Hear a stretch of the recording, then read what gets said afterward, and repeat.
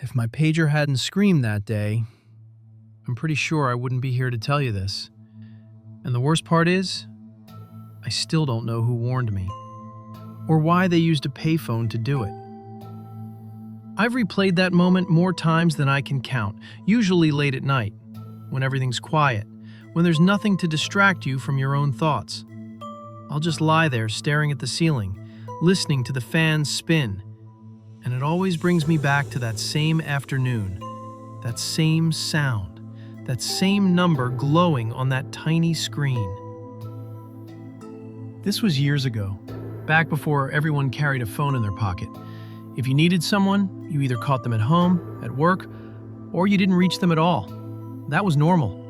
People disappeared for hours, sometimes all day. Nobody panicked. Nobody expected instant replies.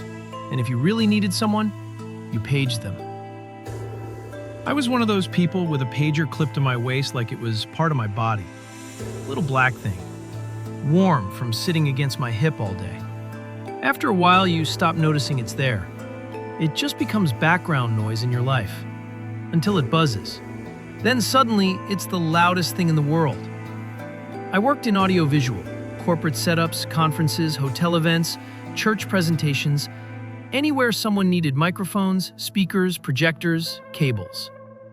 Most of my life was spent backstage or behind equipment racks, while other people stood under spotlights pretending everything was running smoothly. And if something failed, which it always eventually did, I was the guy they called. Being on call sounds simple until you live it. It means dinner can stop mid-sentence. Sleep can end at 2 a.m. Weekends don't belong to you. You start to feel like your time isn't really yours anymore. Like you're just waiting.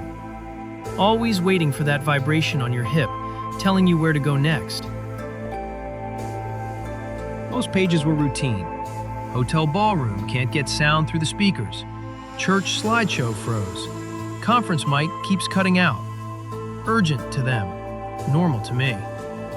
But sometimes, someone would tag the number with 911. That was the signal. Drop everything. Call immediately. In all the time I'd had that job, I could count the real 911s on one hand. And every single one of those had turned out to be somebody panicking over something small. So it wasn't the code itself that bothered me. It was how rare it was. Rare things stick out. Rare things make you pay attention. Which is why, when my pager went off that afternoon, my stomach tightened before I even looked down. It's strange how your body can react before your mind understands why. Like some part of you is running calculations in the background. Silent math, and it just solved something you haven't seen yet. I was driving west on Interstate 4, Orlando behind me, St. Petersburg ahead. Windows cracked because the air conditioner barely worked. Florida heat has a way of filling a car even when you think you've got it under control. It sticks to your skin, makes your shirt cling to your back. The sun was starting to dip a little, turning the road that soft amber color like everything was filmed through tinted glass. The pager buzzed. I felt it before I heard it. A quick vibration against my hip bone. I glanced down. A number I didn't recognize. And the 911. I remember the highway stretching out ahead of me, flat and shimmering, heat rising off the asphalt in waves. Palmetto scrub on both sides, a couple cars ahead, one behind. Nothing unusual, nothing dramatic, just another afternoon drive. But something felt off. Not outside, inside the car, like the air pressure had changed. Like someone had quietly opened a door somewhere that I couldn't see. I didn't call back right away. I just kept driving. Hands on the wheel, eyes on the road. Heart beating a little harder than it should have been. I told myself I was being stupid. It was probably just another hotel panic call, another urgent emergency that turned out to be a loose cable or someone pressing the wrong button. Still, I didn't like that number. There was nothing special about it, no pattern, no repetition, just a normal string of digits. But I kept staring at it, like if I looked long enough, it would explain itself. I realized after a few seconds I'd been holding my breath. I let it out slowly. And that's when I noticed something I still can't explain. The road ahead was completely clear, but I had this overwhelming feeling that I shouldn't be on it. Not fear exactly, more like instinct. The kind you can't justify, the kind you can't prove. Just this quiet voice in the back of your head saying, "Slow down." I swallowed, looked at the pager again. The 911 was still there, blinking, waiting. I don't know why I didn't ignore it. Most days, honestly, I probably would have. Let it sit, finish the drive, call back later from wherever I was headed. That's what I should have done. Nothing about that page proved it was urgent. Nothing except that stupid little code blinking at the end of the number. 911. I stared at it again. The road hummed under the tires. That low, constant vibration you stop noticing after a while. Cars passing now and then, wind pushing softly through the cracked window. Everything normal, everything ordinary. And still, that feeling wouldn't go away. You know when you're walking alone at night and suddenly you feel like someone's behind you and you turn and there's nobody there, but your body doesn't relax anyway? It was like that. No reason, no proof, just instinct scratching at the inside of my ribs. I checked the next exit sign, Plant City. I told myself I was being responsible. That was the word I used, responsible. That's what on-call technicians are supposed to be. If someone sends a 911 page, you respond. Doesn't matter if it's inconvenient. Doesn't matter if it's probably nothing. So I eased off the gas and took the exit. The ramp curved down, slow and quiet, tires humming against the concrete seam lines. At the bottom, there was one of those little roadside stops. Half gas station, half convenience store, the kind of place truckers use because it's there, not because it's good. I pulled in and parked near the side. The engine clicked as it cooled. Outside heat pressed against the windows like a wall. I remember just sitting there for a second, with my hand on the door handle, looking at my reflection in the glass. I didn't look scared, I just looked distracted. Like I'd forgotten something important, but couldn't remember what. Then the pager vibrated again. Same number, still marked 911. That was enough. I opened the door and stepped out. Heat hit me instantly. Thick, Florida heat. The kind that smells faintly like asphalt and sunburnt rubber. It wrapped around my face and neck and arms like damp cloth. The air didn't move. Even the sound of traffic from the highway felt slow and heavy. Inside, the store was cold. Too cold. That sharp air conditioning chill that makes your skin tighten. Fluorescent lights buzzed overhead. The place smelled like burnt coffee and cleaning chemicals. No music, no radio, just that electric hum and the faint rattle of a vent somewhere. There was a girl behind the counter, young, leaning on one elbow, tapping her fingernail against the laminate like she'd been counting seconds for a living. She didn't even look up when I walked in. I glanced around automatically. Empty aisles, dusty shelves, a rack of chips near the door, coffee machine on a warmer plate. Nobody else. Along the far wall were 4 payphones, mounted in a row like they'd been installed all at once and never touched again. Plastic handsets, metal cords, scratches on the surface, faded instruction stickers curling at the corners. I walked to the counter and asked for change. The girl slid a few quarters toward me without a word. Her nails were painted pale blue. I remember that for some reason. Maybe because she still hadn't looked at me, like I wasn't even there. I picked up the coins. They were cold from the air conditioning. I could feel the ridges pressing into my palm as I turned toward the phones. 4 of them. I chose the second one from the left. No reason, just habit. People always pick second or third. Nobody trusts the first or last for some reason, like they're cursed or something. I lifted the receiver. The plastic felt smooth and slightly sticky, the way old phones do after years of use. I held it to my ear and listened to the dial tone for half a second. Steady. Normal. I dropped a quarter in. It clinked down inside. Then I dialed the number from my pager. Each button press made that soft, mechanical tone. Beep, beep, beep. I watched my finger move with each digit. Slow, careful, like I was dialing something important. It started ringing. I expected someone to answer immediately. That's what 911 pages are for. Urgent, immediate, panic on the other end. But it just kept ringing. One ring, two, three. I frowned slightly and shifted my weight. 4, 5. Still nothing. I pulled the receiver a little closer to my ear, like that would somehow help me hear better. The sound was flat, mechanical, empty. No background noise, no voices, no movement, just the ringing. That's when I noticed something strange. At first, I thought it was an echo, like the sound was bouncing off the walls. But then I realized there were 2 rings, one in my ear and one coming from somewhere else. I slowly lowered the receiver from my ear and listened. The second ringing wasn't inside the phone. It was in the room, somewhere behind me. I turned my head. 2 phones down, on the far right, another payphone was ringing.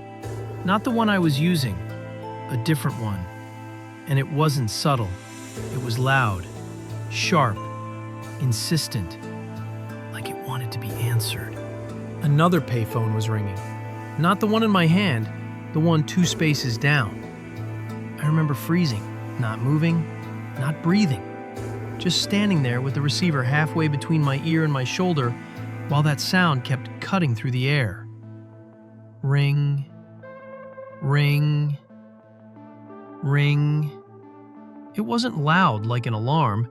It wasn't dramatic. It was just sharp, clean, mechanical. But inside that quiet store, it sounded wrong, like a sound that didn't belong there. For a second, my brain tried to explain it away. Maybe someone was calling that phone. Maybe that happened all the time and I just never seen it before. Maybe it was normal and I was the weird one for noticing. But something about the timing felt off, because it started ringing right when my call didn't get answered. I slowly pulled the receiver away from my ear and listened. 2 rings now. One faint in the handset, one louder from the wall. My chest tightened. I hung up. The ringing stopped instantly. Not faded, not slowed. Stopped. Like someone had cut a wire. The silence that followed felt thicker than the sound had. I stared at the phone on the wall, the one that had just been ringing. It hung there perfectly still, receiver resting in place, cord barely swaying, like nothing had happened. Behind me, I could hear the faint tapping of the girl's fingernail on the counter again. Same rhythm, same pace. She hadn't reacted at all, which somehow made it worse. I swallowed and stepped toward the ringing phone. My shoes sounded louder than they should have on the tile. Each step felt careful, measured, like I was walking toward something that might notice me if I moved too fast. I stopped in front of it. Up close, it looked older than the others, more scratches, faded plastic. The little printed label above the keypad was slightly crooked, like someone had peeled it once and stuck it back. I reached out and picked up the receiver. Dial tone. Steady, normal. Nothing on the line, no voice, no breathing, no background sound. Just that empty electronic hum. I stared at the number printed above the buttons, then slowly reached for my pager. My thumb pressed the side button. The screen lit up. I looked down at the digits, then back at the phone, then down again. it took my brain a few seconds to accept what my eyes were already seeing. They matched. Exactly. Same area code, same 7 numbers. Digit for digit. The number that had paged me was the number printed on the payphone I was holding. My mouth went dry. I checked again. Not because I thought I was wrong, because I needed to be wrong. Pager, phone, pager, phone. Still the same. The only difference was the small 911 tag blinking beside the number on my screen. A strange pressure built behind my eyes. Not pain, just pressure. Like my thoughts were pushing against something they couldn't get through. I turned slowly toward the counter. "Hey," I said. My voice sounded different, thin, like it belonged to someone else. The girl finally looked up. "Yeah?" Her tone wasn't curious, just bored, like she expected me to ask where the bathroom was. "Did anyone use these phones?" I asked. She glanced over my shoulder without really turning her head. "No." "No one?" I said. "Nope." "How long?" She shrugged. "I don't know. While? Like minutes?" She tapped her nail again. "Longer." "How much longer?" She squinted a little, thinking. "Hour, maybe?" "An hour." I nodded slowly, like that answer made sense, like it solved something. But it didn't. It made it worse. Because if no one had used the phone, then who paged me from it? I turned back to the payphones. All 4 hung in a row, silent, harmless, like they were pretending. My skin prickled along the back of my neck.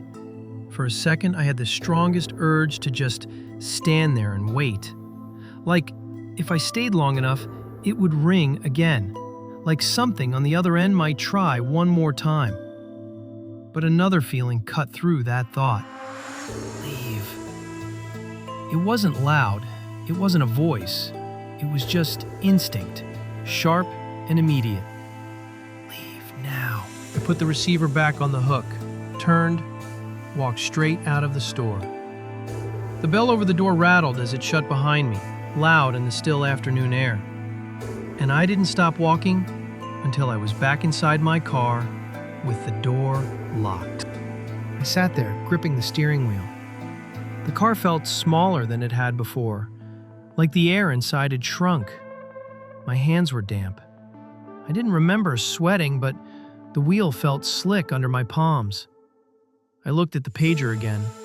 The number was still there, still blinking, still waiting. I swallowed and set it down on the passenger seat like it might bite me. Outside, the parking lot was quiet. No engines, no voices, just heat shimmering above the pavement. The kind of silence that makes you aware of your own breathing. I told myself to calm down. There had to be an explanation. There's always an explanation. Phones cross wires, signals bounce, machines glitch, people misdial. The world is full of coincidences. Weird ones, unlikely ones, but still explainable. I started the car. The engine turned over with a rough little shudder. The sound grounded me a bit. Something familiar. Something normal. I pulled out of the lot and headed back toward the highway. For the first mile or two, nothing happened. Just road, just sun, just traffic moving steady. I kept both hands on the wheel, eyes forward, trying not to think about payphones or numbers or ringing sounds. Trying to convince myself I'd already forgotten it. Then traffic ahead began to slow. Not suddenly, gradually. Brake lights flickering on, one after another, in the distance like a ripple. I eased off the gas. Cars tightened around me, lanes compressing. Drivers leaning forward in their seats, trying to see what was up ahead. And then I saw it. At first, it just looked like something dark across the road. Then shapes started to form. Metal, glass, twisted frames. The closer I got, the more it came into focus. A tractor trailer angled across lanes. cars crushed around it. Steel beams scattered across the asphalt like dropped spears. It didn't look like a crash. It looked like something had exploded. I pulled onto the shoulder without thinking. The car had parked, stepped out. Heat hit me again, but I barely felt it. People were shouting. Someone was crying. A man in a white shirt was waving his arms, trying to slow incoming cars. Another guy was on his knees beside a wrecked sedan, talking fast, voice shaking. The smell reached me next. Burnt rubber, hot metal. That sharp scent of something that had broken too fast.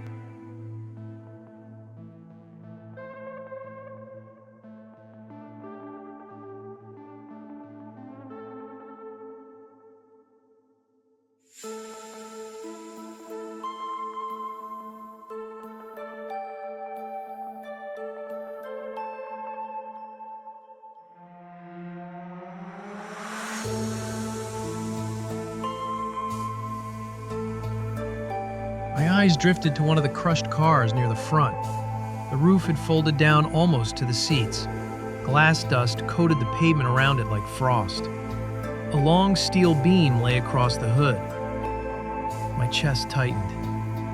That could have been me. Not metaphorically, literally. Same direction, same speed, same timing. The realization didn't hit all at once. It spread slowly, cold, like water soaking through fabric. I stepped back without realizing I'd moved. Sirens sounded in the distance now, growing louder, closer. Red and blue lights flashing far down the road. People rushed around me, talking, helping, shouting, but their voices sounded muffled, like I was hearing everything from underwater. My hand moved automatically to my belt. The pager wasn't there. Right, passenger seat. I walked back to my car slowly, opened the door, picked it up. The screen was blank. No number, no message, no 911, nothing. I stared at it, pressed the side button, still blank, like it had never gone off at all. Behind me, sirens screamed past. I didn't turn around. I just stood there holding that silent pager, staring at the empty screen, feeling the sun on the back of my neck. I've tried to explain it for years. Tried to come up with something logical, something reasonable, something that fits inside the rules of how things are supposed to work. But every explanation falls apart the same way. Because no matter how I look at it, no matter how I rearrange the details, that page didn't feel random. It felt intentional. Like someone knew exactly where I was going to be and moved me out of the way just in time.